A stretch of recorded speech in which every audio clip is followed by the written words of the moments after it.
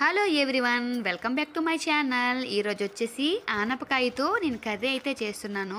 అది వచ్చేసి ఏంటంటే ఇక్కడ సొరకాయ అయితే అంటున్నారంట. మా ఊర్లో అయితే ఊరికే బట్టిల దగ్గర, గట్టుల దగ్గర, తుప్పల్లో ఊరికే బడ్డులు బడ్డులు కాసేస్తాయి ఈ ఆనపకాయలు దొరికేవి. మేమైతే ఎందుకు ఊరికే ఫ్రీగా దొరుకుతున్నాయని ఉండేస్తున్నారా ఏంటని మా ఇంట్లో వాళ్ళని అయితే తిట్టేవాళ్ళం, ఇష్టంగా తినేవాళ్ళం కూడా కాదు. అలాంటిది హైదరాబాద్లో అయితే కొనుక్కుంటున్నాము. ఒకసారి ట్రై చేద్దాము. ఇంకా ఈరోజు కూర వండిన దానికే ఇంకా మా వాళ్ళైతే ఏంటి ఎక్కడ కూర దొరకలేదు, ఏంటి ఈ కూర వండారని అయితే అన్నారు. కానీ తినేటప్పుడు చాలా ఇష్టంగా తిన్నారు. చపాతీ కాంబినేషన్తో అయితే ఈ కూర చాలా బాగుంది, వాళ్ళకి కూడా చాలా బాగా నచ్చింది.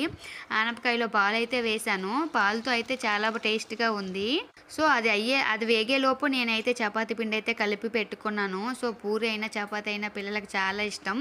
ఏదైనా కాంబినేషన్తో అయితే పూరి చపాతీ చాలా ఇష్టంగా తింటారు. సో పాలు ఆనపకాయతో అయితే కూర చేసేసాను. ఇంకా పూరి చపాతీ అయితే కలిపేసాను. కొంచెం పూరీలు వాళ్ళకి చేశాను, మేమైతే చపాతీలు చేసుకున్నాము. చూసారు, ఇంకా పచ్చిమిర్చి అయితే దంచి వేసుకుంటే చాలా బాగుంటుంది. ఇప్పుడైతే ఇదైతే చేసుకున్నాను. వీడియో నచ్చితే లైక్ చేసి నా ఛానల్ అయితే సబ్స్క్రైబ్ చేసుకోండి.